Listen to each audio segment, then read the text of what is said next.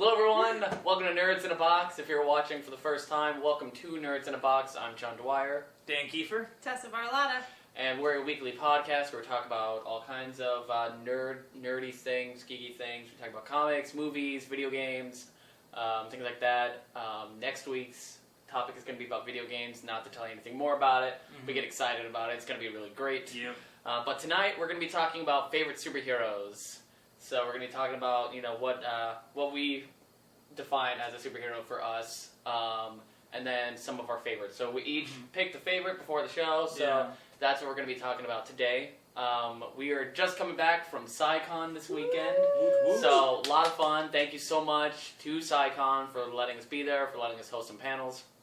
It was a great experience. We had a really great time. Yeah, got to meet a lot of people. Yeah, we got to meet a lot of people. I got to drive a Dalek. There's a video on their page. If you scroll down, you can see it. It's pretty sweet. Was it comfortable in there, John? It actually was. I had to. You basically rolled around like you're in an office chair. Is how it worked. And the guy was steering me in the back. But it was really cool. It looked awesome. I was Davros for a second, so that was always a good time. So yeah, shout out to them. Thank you so much. We appreciate it. So yeah, hopefully you'll see us some more panels. Hopefully we can go back to SciCon next year. Yeah, that'd be cool. So that'd be great. I'd love that. Would be great. So, favorite superheroes? Well, it's more like what separates like A-list, B-list, C-list. True. Like, what specifically makes a superhero enter that realm of like everybody's favorite? Yeah. True. I don't think there's a really definite answer for that. Well, I'm sure there's many different ones. Like, is it because they're more powerful than the other ones? Is it because their story's more tragic? Is it because they, as characters, are more compelling? Yeah. I definitely think one of the reasons is all about the powers, because if you have an obscure power, like, who's somebody with an obscure power? Elongated Man? Yeah, that's Elongated Man, yeah. I mean, it's great and all, but then you have somebody like Martian Manhunter, Superman, or Flash. Like, because of their powers, they can conceivably do more things in the comics. More people will relate to more comics, and so on and so forth. Yeah, their comic has a further range just because of what they can do. Yeah. Exactly. But then you have people like Batman, though. Well, I think there's certain traits that everyone can connect to. I mean, Superman, he's not only is he like that all-American hero for DC, because he was kind of like the first superhero of his kind almost, that he could do all these incredible things. He protected America, he stood up for America and for Earth, but mainly America was his home. And he came out in a time, when, it was very pro-American sentiment. That feeling was going around, and so a lot of people latched onto that. And as he went on, he got more and more powers, and, I think he just became everybody's hero, because he was a favorite hero, and then, that got passed on down to generations. And so he's just a staple. Everybody knows Superman. Yes. Everybody knows Superman. It's very simple. You don't have to think about his name. It's literally Superman. Like, even if you see the logo, you're like, oh, that's Superman's logo. Exactly. Isn't it like in like the top 5 recognizable symbols in the world or something? I feel like it is. Everybody knows that symbol around the world. It's incredible how well known he is. And Batman, I think a lot of people connect to Batman partially because of his, people like exploring backstories, things like that. And he's got such a rich history to tap into, and also he's just a badass. Like Batman, a lot of people talk about whether or not Batman and Superman can win in a fight. I mean, with everything Superman can do, the fact that Batman, they're even having that conversation, it's pretty impressive. It's pretty impressive, because Batman is incredibly smart. He's got all these gadgets. He's rich. I mean, I think why people like Batman is because he is just a human. Like, he doesn't have anything other than a lot of money, and for people that look at him, it's like, oh, I could be a superhero if I just had a lot of money. Well, I mean, it's not only that he's had like years of martial art experience. He's a brilliant detective. Like, he's a really, really smart person.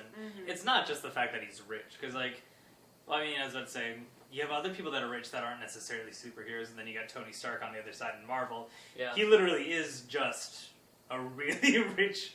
Well, no, he's a genius too. Yeah, he is a genius. Yeah, but I mean, like, in the sense where it's like, people realize that Batman's like, oh, I could just be that. Yeah. You know, like, I could be Batman if I had a lot of money. Mm-hmm. You know, but in the same sense, it's like, he's just like me. Mm-hmm. And so I think that's why people like Batman. Mm-hmm. And on the Marvel side, we've got, well, now the A-list is Iron Man, Captain America. So we're pretty much a lot of people in the Avengers, but it seems like Iron Man, Cap, and Thor are the main ones that they're focusing on three. Now. Mm-hmm. And it's interesting to see like why they're the A-list now, because is it a question of like the movies or not? Because Cap always was exactly, but Thor and definitely not Iron Man. Iron Man was so low on the totem pole for the longest buckethead. time. Yeah. He really was. He was a little buckethead. But then, like, the movies started coming out, he got more comics, he got more interesting, I guess. Mm-hmm.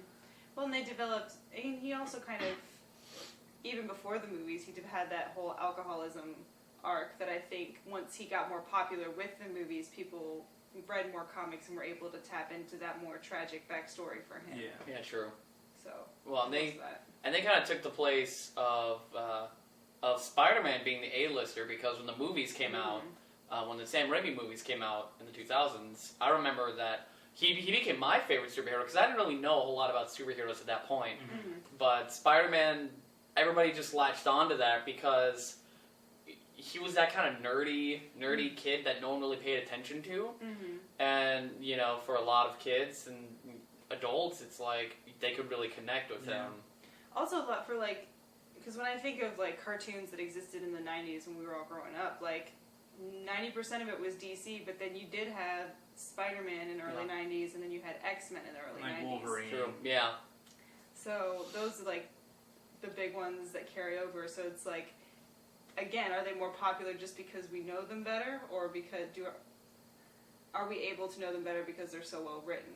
I mean, I think there are like multiple categories that it's based off of. Mm-hmm. Like, I honestly think powers play a part. Mm-hmm. Whether or not we'd like to admit it, we are interested in certain powers, and we are not interested in other powers. Like, I don't know if it's just the fact that MODOK looks funny, or just the fact that all he can do is like zap things. Exactly. I mean, he has technokinesis, which is really cool, but then Magneto's so much cooler than him. Yeah.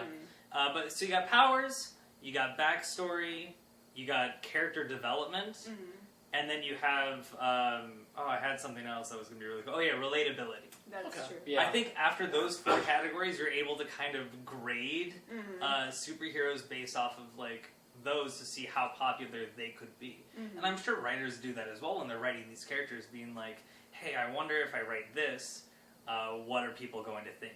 Like, I know because I've written a TV show for, like, superheroes, like, you've read it.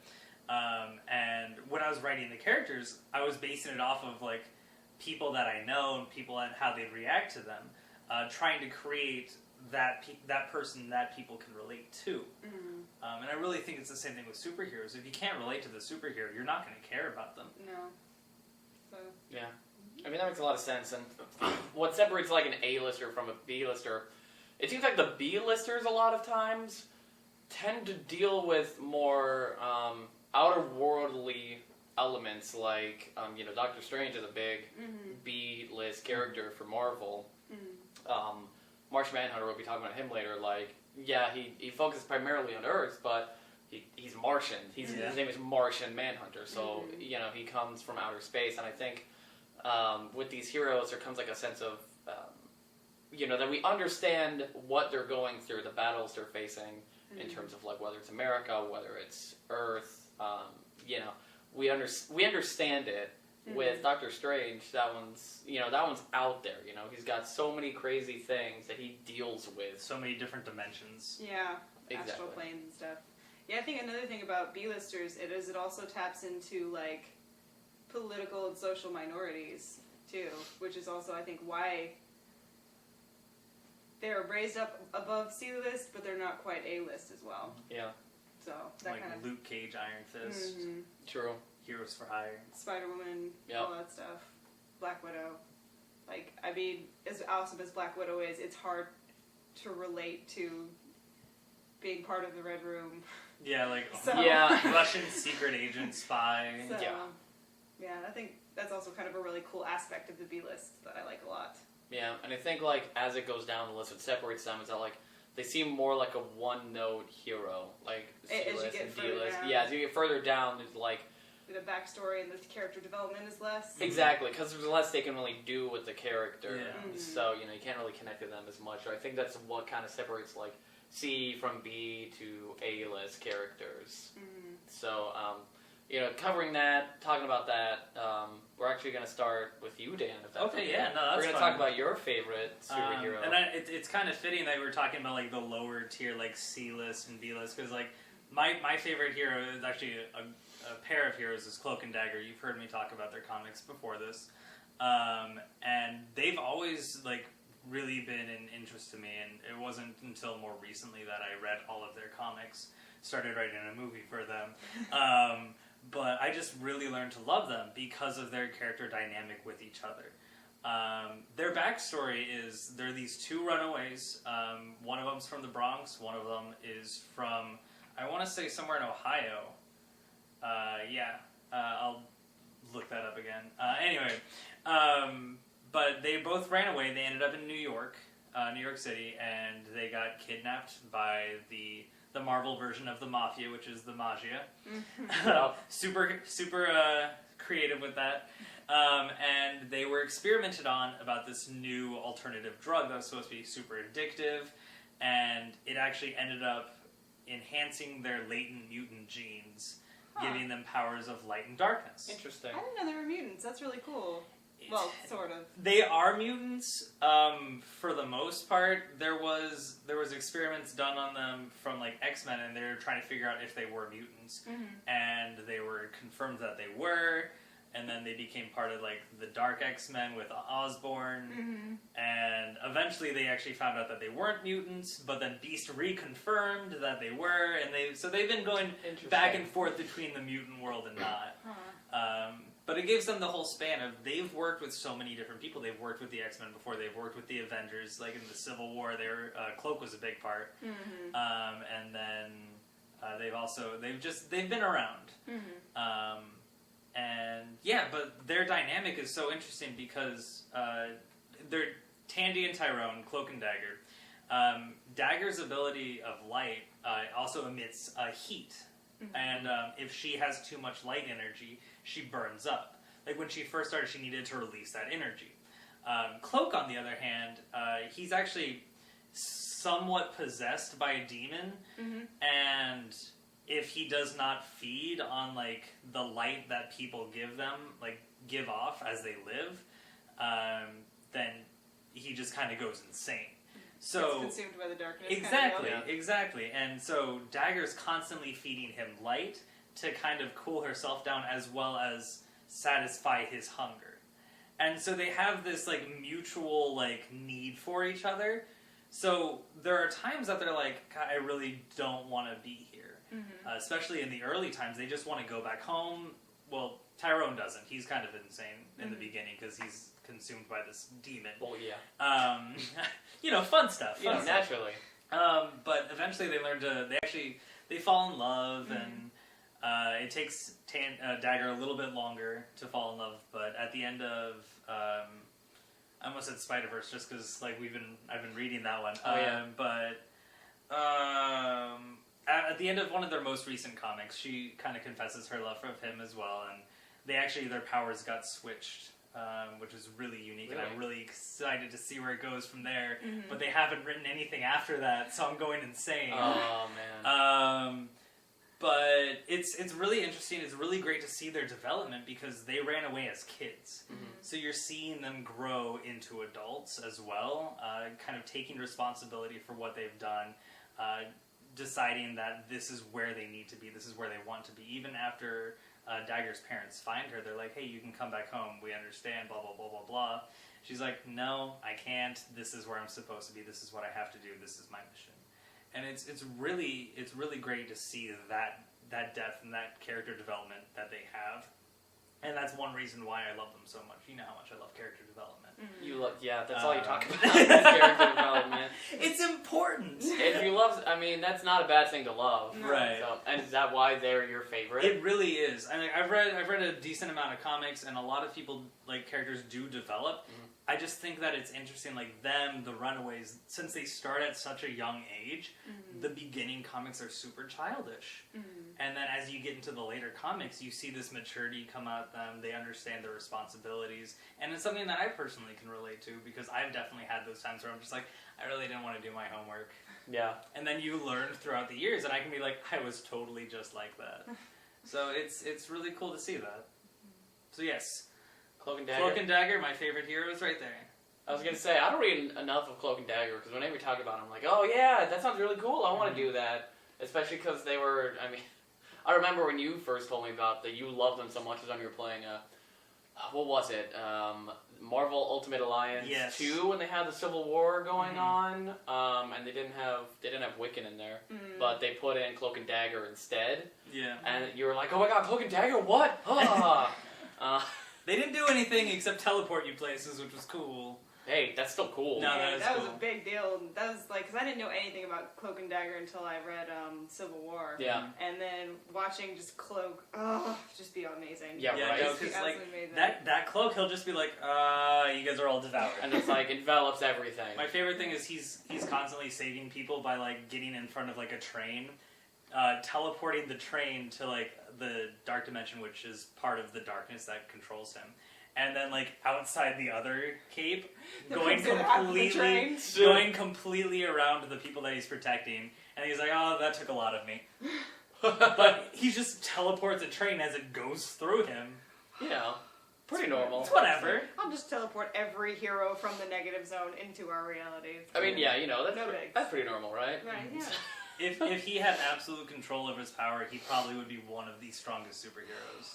I almost Yeah. hope that kind of happens one day where, like, I don't know, they somehow get hulked out on their powers and just Go end crazy. up going saving the world. I mean, I would love that. I'd love to see that. I'll write it in. Okay, go for it. Yeah, do that, Dan. Just like add in a page to the comic, just be like, drop him. That's what you should do. Yeah. The art looks completely different. It's just a bunch of these. Yeah, you know. This version of Cloak and Dagger. But it's your version, so that's a match. Exactly. So Cloak and Dagger. So who's your favorite? My favorite currently is Carol Danvers, Love Carol aka Danvers. Captain Marvel. I almost said Captain America. She's not Captain America, although I think she would be a good one. Yeah. That's besides the point. It's like we already have two alternatives. We do. But what I love about, because I didn't really pick up like older versions of Avengers for like a while, and I didn't really know about her. I knew she existed, but then I was actually watching Earth's Mightiest Heroes, the cartoon, Yeah. and she showed up, and I was like, oh, there's Miss Marvel. It's kind of cool. I know she exists, but I haven't really seen much of her. And I don't know if it was, I'm gonna forget her name. I think it's Kimberly something. It's the same woman who voices Commander Shepard in Mass Effect. Really? Yeah. And I don't know if it was her voice acting or what, but I was like, this woman is awesome. She is amazing. And so I like started reading her comics, and then I started reading like the Captain Marvel comics and everything, and I just love her so much. I love that she's got that military edge. Like, I grew up like an hour away from a military base, so I know all about that life. My dad was in the Air Force, all that stuff, so I know that vibe, and I love that she's a major in the... I think she is a major in the Air Force. Yeah. So she technically outranks even Captain America, which I also love. I love that she always fights for what's right, but she fights within the government is also kind of what I liked, because at first when I was reading Civil War, I was upset with her. I was like, Carol, you're on the wrong side. What are you doing? Get back over here. But as I was reading, I kind of got it. It's like, no, we can't defy the American people. This is what I do. This is what I serve. She sticks to what she believes in almost to a fault. She is fiercely loyal to her friends, and she's given her life up on like more than one occasion just to save the entire world. Like in the first run of Captain Marvel, she pretty much erased her entire brain in an effort to stop Yon-Rogg from destroying all of New York. So, like, she's crazy epic. She's always awesome, but she's very human. Like, she's got flaws. She cusses. She makes mistakes. And she's also a huge Star Wars nerd, which her cat's named Chewie. and her ship is named Harrison. Like, it's the best. Which Rocket teases her for. It's like, why is your ship named Harrison? What kind of name is that? Because, I mean, Rocket. Rocket. Oh my god. Like, I'm gonna... I don't want to go off on a tangent, but Rocket Yeah, actually makes her... Because he's convinced that her cat is an alien. So Oh my he tries to gosh. get the ship to speak Flurkin, which is... the ship starts meowing because instead of Good. actually giving her, like, the stats of what's going on. Anyway, sorry. But that's also what I love is that there is this quirkiness to her and there is this humor. And she's actually a fully fledged out person who also happens to be this very hard, tough military woman. And I love that. Yeah. And I love that she's able to be compatible with people like Captain America. And I love that she's dating Rhodey right now. With Yeah, Zora true. Hall. So it's just, I just can't find one thing that I don't just absolutely love about her. She'll do something I'm like, yep, following you all the way, Cap. Let's go. I'm just ready. Well, I mean, I think people are starting to realize now just how awesome of a character she is. And that's why people are calling for a Captain Marvel movie, or at least for a character to be introduced into the Marvel Universe. Or if she's even just binary. Yes. Because there was a Yeah. whole time where she was out in space, because her power is that she can, like, absorb and redirect energy. So, like, when you're out, because on Earth, like, she can kind of generate it just from the planet and whatever, and, like, energy blasts. But when you're out in space where there's all kinds of different crazy energies to draw upon, she becomes binary, which is, like, this crazy, awesome, a little Adam Warlock-ish without the Yeah. magic. Oh, And yeah. I really loved that. And I love her stuff with the Guardians and out in space, and I love that she's Yeah, right.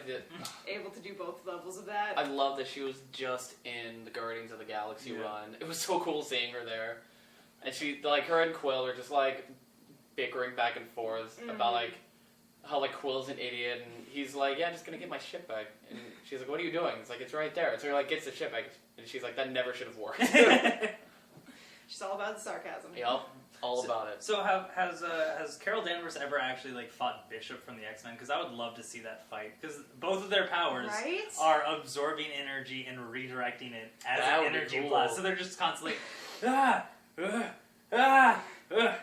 This is getting annoying. They just finally get to like where they're just completely exhausted and just like running up and just like throwing their limp arms at each other. Just. I mean, I feel like Uh, Carol would have an edge because of military training. True. Even though Bishop's like this big guy with a gun, Mm-hmm. he uses that gun to channel his energy. Yeah, blast. she'd probably Yeah, just true. steal an Air Force jet and just fall in the area. That's also what I love. Even though she can fly, she still goes off and flies jets all the time. Yeah. Because it's not the same. So True. I love that. And I love that she got teleported back in time once and fought with a whole group of like female warriors in South America. They were Really? fighting the Nazis who were trying to escape. Oh, that's cool. It's really awesome. So Well, the rumors now is that she may show up at the end of Avengers 2. Of course, you know, they're also saying that Black Panther may show up. I just hope we get both of them. Just even if we just name drop, I don't care if we get name drops. Yeah. I'm still gonna scream. I mean, name drops still freak people out. Like when they name dropped Doctor Strange. Oh. yeah, Stephen Strange. Everyone freaked out. It was Yeah. great.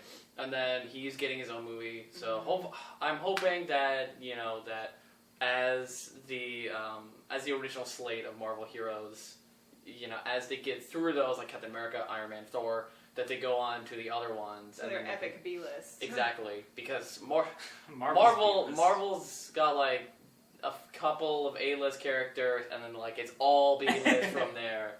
And DC's like got A-listers, but then like no B-list, and then it goes to like C-list. Yeah. So But they have more A-list than Marvel does. That's I would very say. true. they totally do. Yeah. Like that's what's kind of interesting about DC. Like their whole Justice League is pretty much A-list. Yeah. Mhm. Pretty like, much. Where like you couldn't really say that about the Avengers. Well, that's because the Avengers changes so That's constantly. true. I mean, Yeah. don't get me wrong, the It's- Justice League has like varied, but not as drastic as like Marvel has. Well, yeah, pretty much every new Avengers book you have a new team. I Yeah. think the only constant is Cap. Well, actually, that's not even No, true. No, because Mighty Avengers, I don't think has Yep. ever had Cap. no. So I mean, but that's There the you point go. is that like because Never Marvel the same. because Marvel has this wealth of B Mhm. characters, you know, everybody's like, all right, so we got the A-listers and they're awesome. Now let's get into the B-listers Mhm. because it's gonna be so cool. And I think So- people are actually even more passionate about that because it's not characters that you think would have a movie. Yeah. Like, so if Captain Marvel gets a movie, if Cloak and Dagger gets a movie, people freak out even more then for Cap and Thor. Because they're like, okay, well, if we're going to make a Marvel movie, they have to make those. But if you get your character's movie, like, then it's just like, Yeah. everyone freaks out. Sure, yeah. And, you know, it really speaks to the personal connection that we all have with our own superheroes. Because, you know, we can tie them into something that we can pull from either memories or things we want to be. Like, you were talking about Cloak and Dagger being drawn from, you know, you growing up and being like, yeah, I connect to them a whole lot. You know, it's like, I've got all these responsibilities now. And you were talking about how you love Carol Danvers because of, like, the trait she has that you recognize, and also the fact that she comes from military and you've got that military background in you. And I think that's what I really love about superheroes, is that everybody's got their own. And I never get tired of hearing someone's personal favorite superhero, because when you ask them who their favorite is, you see their face like light up, and they just like start talking about it, and it's like, this is why, because of this and this for me, and I had this in my past, and that's why I connect, and I love hearing about them. That's why I love talking about them. That's why we're having this. Yeah. That's why superheroes are awesome. Yeah, It I is. know, because everyone can connect to them, either that or it's an ideal that you want to be. So, well, You go, That- comic Your book turn. writers. exactly. So, with that being said, I guess it's my turn. And since you two talked about Marvel characters, I'm going to talk about my favorite DC character. I can never decide who my like favorite top 3 or 4 is. You know, that always fluctuates. But the one that I'm talking about is Martian Manhunter. I absolutely love him so much. John Jones. It's amazing. It's so cool. Yeah. He's so great. And I was introduced to him in Justice League, the cartoon series, Oh, yeah. when I grew up, voiced by Carl Lumley.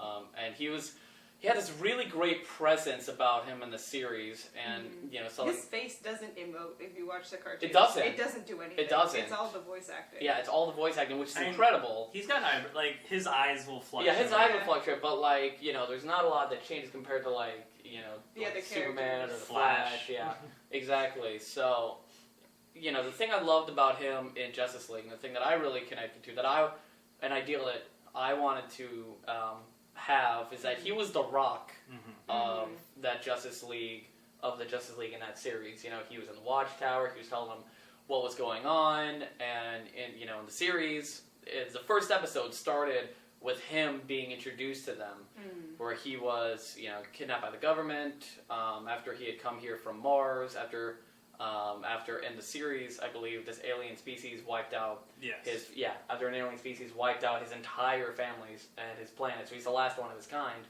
And so Superman saves him, and so he realizes he doesn't really have a home, so his new home is Earth. And so he pushes past his tragedy, and he looks to the Earth to protect it, because that's his new home. And so he's in the Watchtower, you know, learning to adjust to this new life he has, but he's also the center of the group. So, like, you know, Superman is always, you know, the let's always do the right thing. Batman comes up with the plans. Let's do the smart thing. Exactly, yeah. And then Martian Manhunter is there to be the support for everyone. Yeah, he's like the foundation. Exactly, exactly. And that's why I really loved him. You know, he started out in the comics as, you know, this Martian, and his brother was born without telepathic powers, and he resented the Martians for it, the Martian Manhunters, and then because of that, he invented this plague that fed off of their telepathic energy. So whenever they used it, they got caught with it, and what it essentially did was it plagued on it so much that it caused their brains and their bodies to actually burst into flames, and so that's how they died. So Martian Manhunter actually lost his wife and daughter and, you know, complete family because of that. And so, you know, he ended up coming to Earth. And the cool thing about him originally is that he comes to Earth and he becomes a detective. Yeah. And he solves crimes using his many powers that we'll cover in a second. But the doctor, the scientist that brings him there, he realizes that just what happened to him. So he's like, I'm going to create a new memory for you because he almost loses it completely. Obviously, Yeah. I mean, There's it's like after you see your family burst into flames because your brother was upset at them. exactly. I mean, that leaves Exactly. a scar. your whole planet is dead. So, That's the most severe PTSD you could yeah, ever right. I know. have to suffer under. But the cool thing is that he programmed his memories so that he had all these memories of science fiction. So he's, Ray Bradbury is one of the influences in this new memory. And it's incredibly cool to see, because it's not something you'd think about. Just like a superhero that's got Ray Bradbury and other science fiction writers in his head as his memory. He eventually learns his past and then decides that he's going to become a champion of Earth and takes on the name Martian Manhunter. But, Because the name Manhunter. Well, Manhunter is maybe not the best choice, but you were pointing out maybe it's Martian Manhunter. Yeah, he hunts Martian men. Yeah. So, So maybe maybe that's what it is. But, he says, Earth is my second home. It's my new home. I'm going to do everything I can to protect it. And his powers, he's basically Superman. Yeah.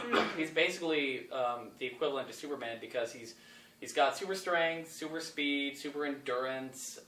He can phase through things. He not only can... he's got density shifting, so he can alter his skin and everything inside of him to actually, cause his punches to be harder, to not, to make his skin harder. He can phase through people and things. He can actually also cause other people to phase through things too.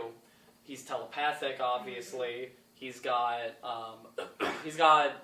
eyes that he can basically use them to destroy things completely. I thought you were just going to leave it at he has eyes. No, he has eyes. Yeah, Specialized. yeah, He's got specialized. and then he can also create hurricane force winds with his breath, the same as Superman. Yeah.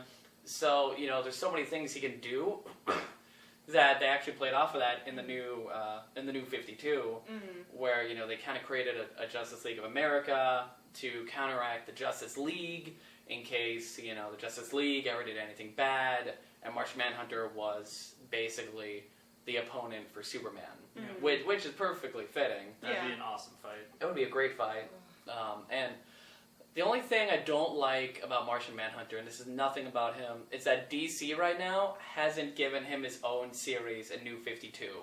Because I want that so badly, and he's in Justice League of America, but that's kind of being changed now. Yeah, that's being I think changed they're up. shifting out the heroes right now. Exactly. So I want him to have his own series because he's my favorite, and I want to read him. Darn it.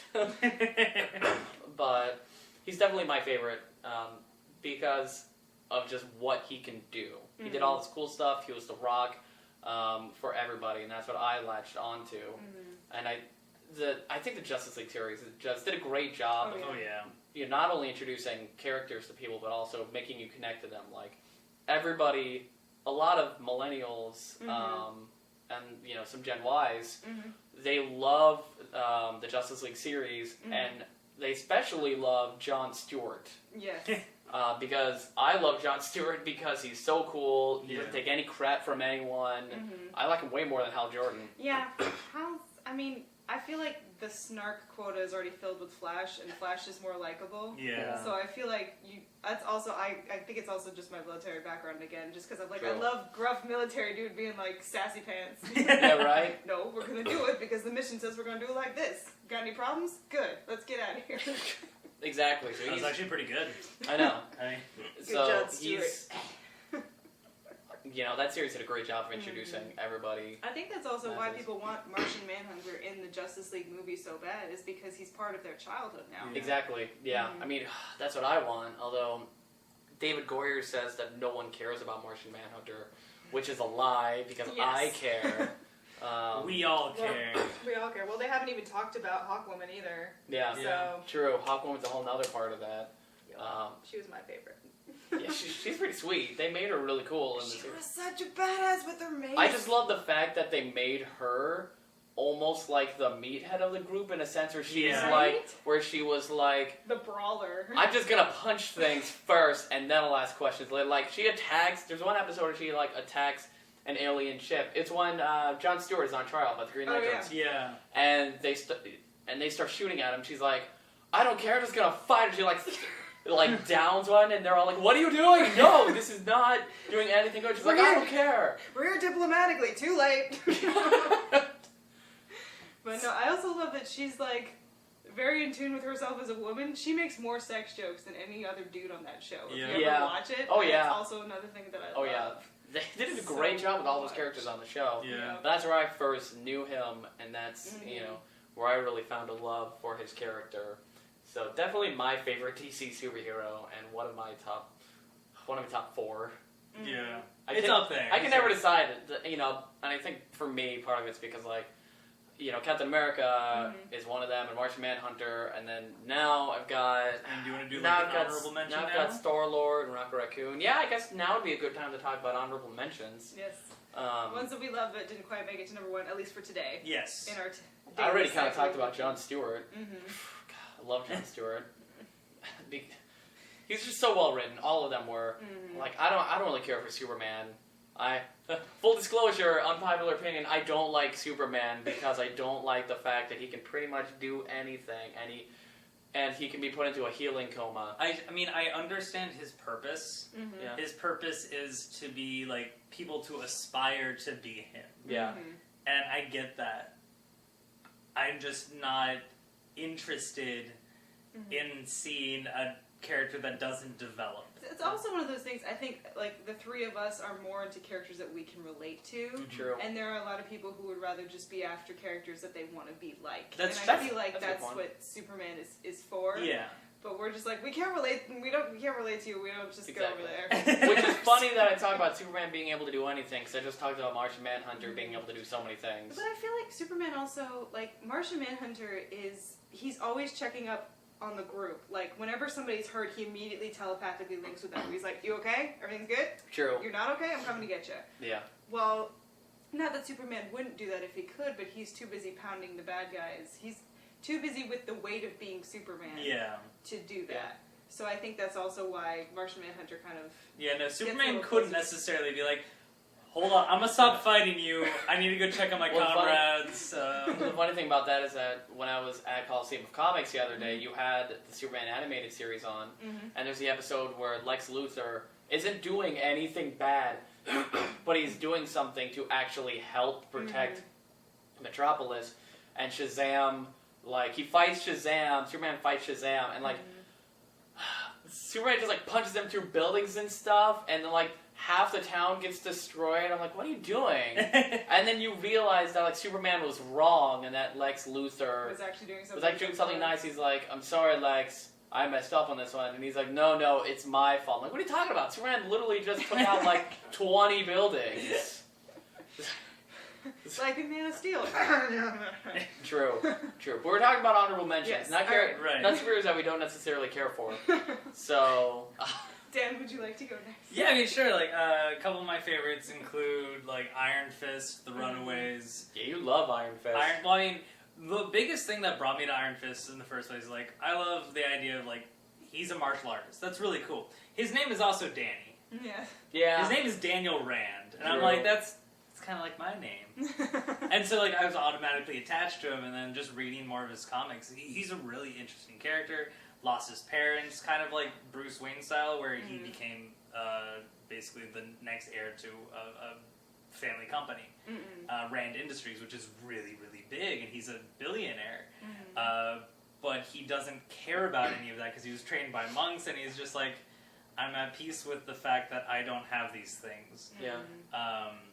And like in the newest run, Iron Fist: Living Weapon, the first comic is like he's having an interview with this chick, and he's just like, these are really stupid questions. And then eventually she asks like the questions like, so how did you become like this? And he's like, oh, nobody's really asked me that one.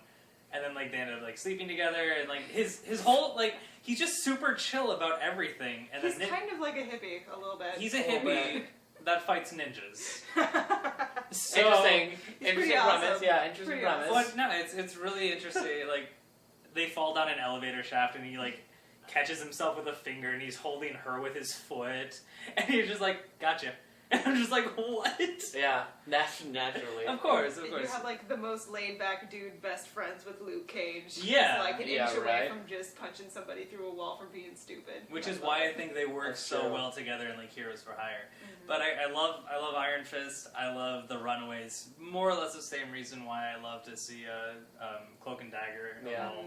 The Runaways, their story it was really interesting to see how these kids, like Cloak and Dagger, they go from like 15 to early 20s, I think. Mhm. But the Runaways, I think the youngest one is like 7. Yeah, she's a baby. Yeah.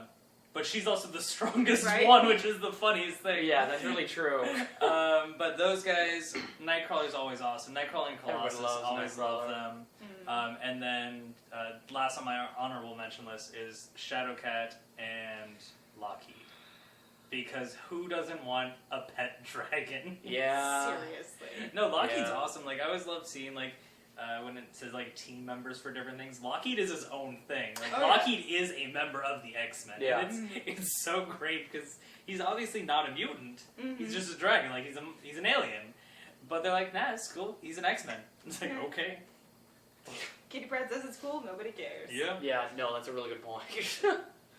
Well, you're talking about how you like Iron Fist because his name's Dan, and I'm like, oh yeah, true, Martian Manhunter, John Jones. John Stewart. Yeah, John Stewart. Oh yeah, huh, I'm sensing a theme, an egotistical theme here. Interesting. Well, nobody has my name. Well, I was no, like- there is an X-Men who's named Tessa, and her name is Sage. And I haven't heard her line is in Extreme X-Men. And Okay. I know the story, but I haven't had to read it yet. Right. I'm really excited. Like, she's got telepathic abilities, and she's actually like a spy for Charles Xavier and the Hellfire Club and Whoa, stuff. That's cool. awesome. She's a beast, from what I've read. But anyway, she's not on my honorable mentions because I haven't read her, and I don't want to put that in there just because. But yeah, my honorable mentions would have to be, I love Wonder Woman, love me some Yeah. Diana. Especially the newer runs of her. Her New 52 is amazing. If you're not reading Wonder Woman New 52, you are seriously missing out. Especially when I love the fact that they're showing that, like, obviously she's a strong female, but they're really showcasing that, and Mhm. that, and that for, like, younger boys, Mhm. it's okay to have her as your favorite hero. Yeah. That was the newest page Yeah. of like Sensation Comics. Yeah, where that was like really cool. these boys were teasing this other little boy who Wonder Woman's his favorite superhero. Shout out to Dennis Costello, by the Yep. way. And he's like, and he starts to cry a little bit, and Wonder Woman comes up behind him and she's like, "What's wrong with liking women, like women superheroes?" And she breaks off a piece of her lasso and hands it to him and says, "If they ever try and say that they don't like female superheroes, make them hold this and tell you again." And she kisses him on the head and is like, you like, it pretty much tells him like, be whoever you want to be, like choose your own heroes and all this stuff, and walks away. And then of course all the other little boys like, Wonder Woman was just here. Yeah, right. Yeah, right. She's Wonder Woman. She's amazing. And also I think the reason why she's not my Wonder Woman, my number one, is because of the whole relatability thing. Like, as Yeah. much as I would love to relate to Wonder Woman, I am not a goddess of the Amazons. What? So no. I mean, you Yeah. could have fooled me, Tessa. Oh. No, I'm chicken arms. But I love her. I love Captain America. I love Batman, Nightwing, and Bucky Barnes, which I kind of classify them Yeah. because they're like the sidekicks who become awesome, and I love them so much. But like my big ones right now are Wiccan and Hulkling and the Young Avengers, because it's kind of the same thing where like I super relate because I kind of just got out of the phase of like teenager to adulthood deals, and so I'm like, I know how all of that is. That's awful. But at the same time, Hulkling and Wiccan are just, it's not just a beautifully written gay relationship, it's a beautifully written relationship, period. They're the bedrock of the Young Avengers, even though neither of them are ever leaders of the team. But you like, it's one of those things where, you know, it's kind of like Martian Right, Manhunter. yeah. If he ever left, there would be something that was missing Yeah. so much. Yeah.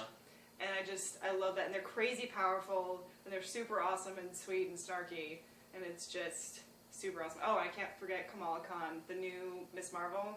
She Yeah. is amazing. It's only 8 issues, and you should really, really read it, because the Inhumans are starting to step into her comic, and it's getting really cool.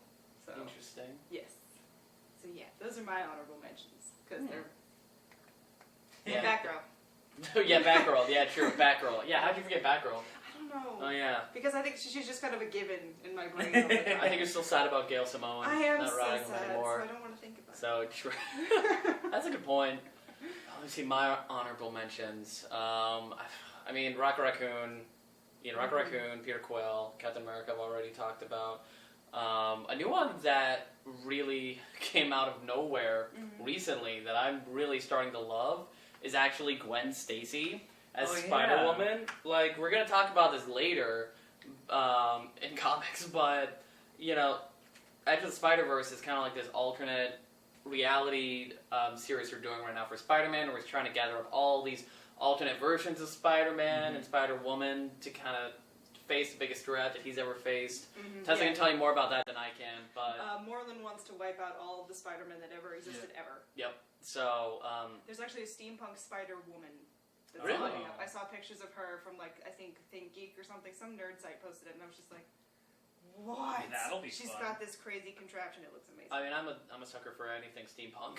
Yeah. But Gwen Stacy as Spider-Woman is such an interesting concept, because when you think of who else, in an alternate reality, who else would be Spider-Man? I think they did a what if, and it was Mary Jane was one of them, and she was one. But you don't really think of Gwen Stacy, partially because She's been unfortunately, dead for so long. she's been dead for so long. But I think that's a smart touch. And in the comic, they have an interesting twist on Peter Parker, where he's not. They don't switch places.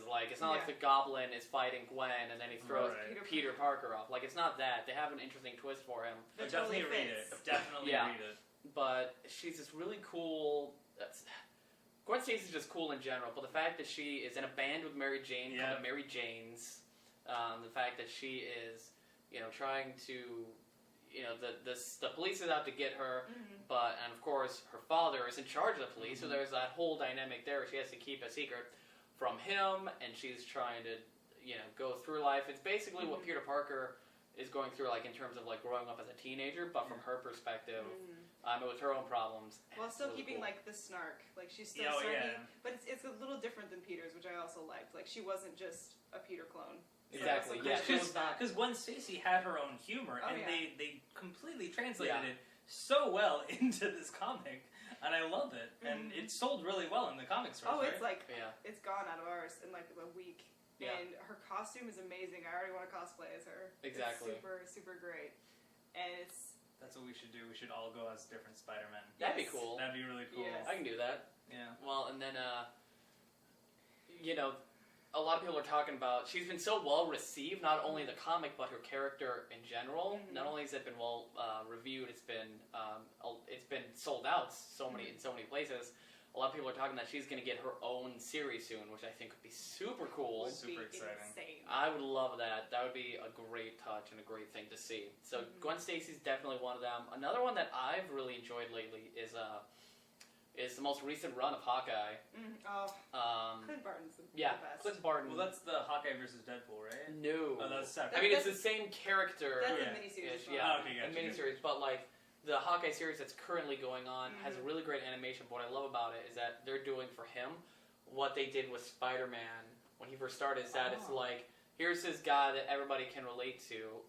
I read a review for it where it said that Clint Barton's Hawkeye is the new everyman that Spider-Man used to be, because the first issue talks about the first panels talk about, well, this looks bad, and it falls on top of a car, and he's like, I promise you it feels worse, and he's like, I don't have any superheroes, I don't have lightning, I don't have super strength, I don't have a super suit to do any of this, and it's just the fact that he's dealing with, solving his own crimes with literally just the peak of his skills and his bow and arrow skills, and that's a really interesting dynamic to show for him and to study, because it's that he's basically like a poor man's Batman, He almost. really Yeah. is. So it's cool to see that, because it's this would be, if I could do that, that's probably what it would be like for me. If I got really good at archery. If I got really good at archery, really good. Yeah. Join the circus for a month. Yeah. For a month, yeah. You can learn all the skills. I want the anyway. circus training equates to Hawkeye's skills, I think. Yeah. Something like that. Yeah, exactly. So those are definitely on my up and coming list. But they're also tapping in because he's deaf in one of the most recent ones, right? Yeah, in the Hawkeye, Which is in really Deadpool vs. cool. Hawkeye series, they're touching on the fact that he's deaf and he's using sign language, which is hilarious because they show a panel with him, and Deadpool's like obviously breaking the fourth wall. It's like, what the hell's going on here? Like, and he's talking about like a dog, and he's like showing everything that's going on. So what does the dog have to do? Is a dog solving crime? So I love what they're doing there. Mhm. Also, like, how many deaf superheroes can you think of? Yeah, That's really awesome True. representation, exactly. especially for like one of The big a ones, big yeah. B-lister. Yeah, Like, it's awesome. so I love it. that. And the dog's name is Pizza Dog. I just found Yeah, that Pizza out. Dog. Yeah, I love Pizza Dog. Well, that's a dog I was just talking about that that he's talking about and solving the crime almost. Mhm. So I love the fact that B-list Marvel heroes are really coming out of the woodwork now. People Mhm. like more mainstream, the more casual audience is really starting to understand and really appreciate who they are. Like everybody loves Falcon now because of Cap 2, but also because of Anthony Mackie. Oh yeah. Like everybody loves Falcon. I love Falcon, Mhm. because he's such a great, charismatic character. Yeah. Mhm. So I think those would definitely be my favorite Mhm. honorable mentions. And this is not the last time we're going to be talking about our favorites, because in the No. future we're going to be talking about our favorite villains, Mhm. and we're going to be talking about our favorite side characters. Like not superhero Yeah. characters. Yeah, I guess not superhero. Not like the A, B, C. I think Like we're the talking about like Alfreds. The people that others. don't necessarily have their own The series. J. Jonah Jamesons. Yep. Yeah, they don't have their own like comic book series necessarily. Mhm. So we'll be talking about that. So stay tuned for that because we all have good picks Mhm. for those. And I'm really excited to talk about mine. Yeah, and if you guys have yours, please comment below. Let us know, and we'll give you a shout out. Exactly, yeah. We'll give you guys shout outs. So tell us who your favorites are, And superhero why. villains, yeah, and We'd love why. to hear why. Yeah. So favorite superhero and why, favorite villain and why, favorite side character and why. Just let us know because we love to hear it. Mhm. So I believe we have something new this week. Yes. What we're talking about is instead of the little box this week, we're now coming up with something called the awesome box. Ta-da!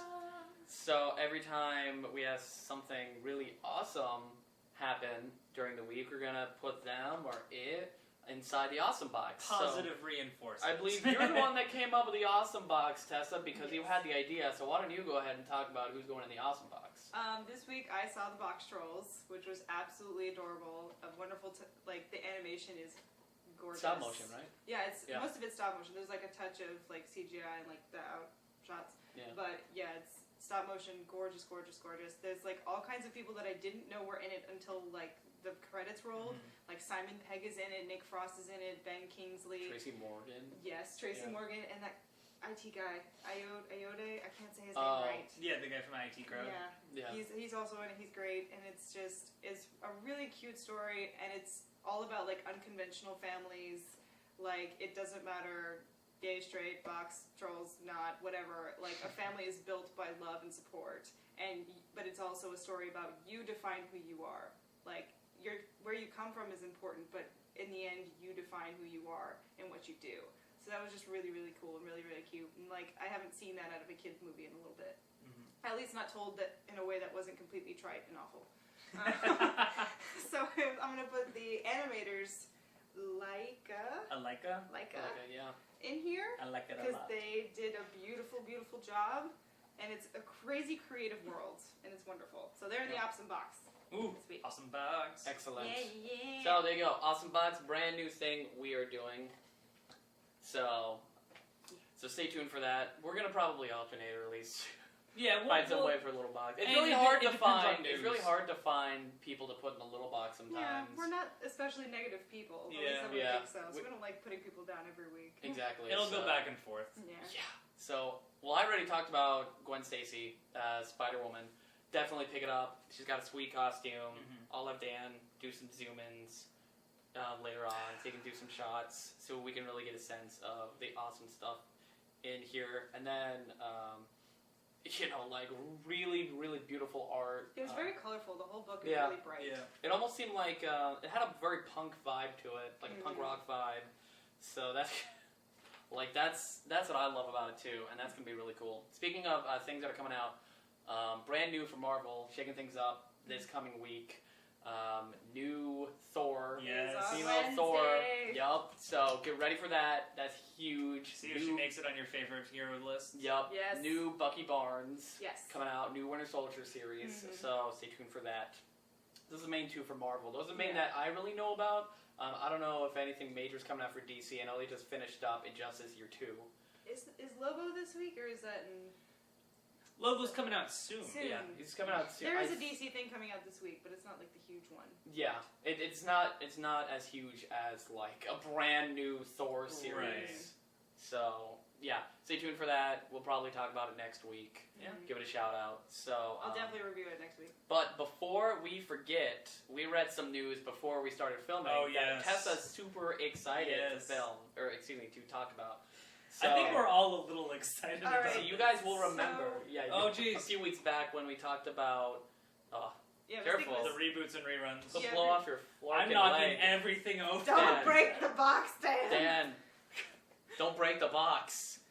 Ugh. But we were talking about the Power Rangers movie. Yep. And just before we started filming this, I found this page, and I don't know, this isn't necessarily confirmed. This is it's a news website that is not Validated? solid enough Yeah. where I'm okay saying this is actually happening. But if it's true, But then if it's oh my true, god. it's beautiful. Ugh. Okay, so first it says Chloe Grace Moretz is going to be the Pink Ranger for Power Rangers. And then it says, also in talks is Liam Neeson Yes. to play Zordon. To play Zordon. Ugh. And then Liam Hemsworth and Jack Gleason, that's right, Joffrey. Jack Yup. Gleason is in talks to be a Power Ranger. And so is Michael B. Jordan, Jamie Chung, and there's an ad popped up, go away. And somebody Keegan. And another actor. Oh, Roshan Fegan, sorry. Okay. I was It's like, awesome. Keegan's doing it? Oh, and I super don't think this is true, but I hope it God, is. I hope this is true. Meryl Streep is supposedly in talks to play Rita. I don't think that's actually going to happen. But if how it does, great! How great would that be? I would actually go see the movie. That's gonna be I the would worst actually- movie I see 20 times in theaters. Oh my god. I can't imagine that. I can't imagine Liam Neeson As as a big Zordon. floating head. Because we all have that memory of like the really terrible. Amorphous face. Yeah, like this dude. bald white guy. And it's like really cheesy from we all have that memory, so I'm picturing like Liam Neeson, especially No, I'm picturing Meryl Streep in cone boobs. That's what I'm picturing. well, and she's got her like crazy hat too. Yeah. I would love that. That'd be so amazing. Like you said, the worst Worst movie movie I I'm would gonna see 20 times. So, that's not solid news at all, but I really hope it is. Yeah, where is it from? It's from Korean. It's K-Drama Stars. It's a Korean drama movie and celebrity Yeah, news. But they're quoting it from MTV. They're quoting it from MTV News, but I wasn't able to find that MTV article. So So take that's it. why I'm saying, eh. So take it with a grain of salt. But But if God, I it's hope this true. happens That'd be great. because we can have Joffrey. Like we can have Joffrey as Fighting Len. Fighting Meryl Streep. Yeah, like fighting Meryl Streep. Like who doesn't want to see that movie? Oh my god. Who doesn't want to see that movie? I just want to see the floating amorphous Liam. That's what I want to see. That's what's making me laugh the most. It's just like his floating head, just telling them what to do. And every time he'll be like, Rangers, someone has taken. Anytime he says the word taken, I'm just gonna be like, eh. Yeah, right. Because the Taken 3's coming out soon too. Is there really a Taken 3? Yeah, there's going to be a Taken 3. Oh, good god. Well, it's okay. He signed on to it because, and Liam Neeson said that I'll only do it if no one gets kidnapped in this movie. Okay, that's good. So no one's getting taken. At least that's not the driving force behind it. Okay. So, but it's like it's taken with a 3 instead of an E. Okay. Yeah, everybody's laughing about that this week. So that's all the news about Power Rangers, and that's the latest movie news we heard before this. So that being said, get ready for it, because God, I hope it's good. It'll be great. It'll be great, guys. So I think on that note, Have faith. I think it's time to sign off. Yep. Yeah. It is. as always, thank you for liking the page. Like our videos, share it, comment with your favorite hero, villain, side character, and why. Comment with things you want us to talk about. Just tell us about all these kinds of things. We want to talk to you, so please talk to us. It really makes it a lot of fun. Oh, and Marcellus Cutler will be up on the wall next week. Yes. Oh. So he'll be there. Look for him. We'll point him out next week. If I'm not too busy playing Super Smash Brothers for the 3DS, that's all I'm going to be playing. So John's just going to be sitting here playing his game while me and Dan, well, actually it'll be me, because I don't have a 3DS. I Yep. will be running. I don't have a 3DS. you have I have a 2DS. Anyway, so the point is that Tessa's going to be doing a one-woman show next week. Yeah. So get ready for that. It'll be a blast. So that being said, thank you so much, everyone. It's a pleasure to do another podcast, episode 6. Yeah. So we're rolling. We're keeping on rolling. So thanks, Dan. It's okay. So thank you guys. I think it's pretty much it. Yeah. So all right. Thanks everybody again for the 4th time. We'll see you guys next week. I'm John Dwyer. Dan Kiefer. Tessa Barlotta. We're Nerds in a Box. Have a good night, everybody.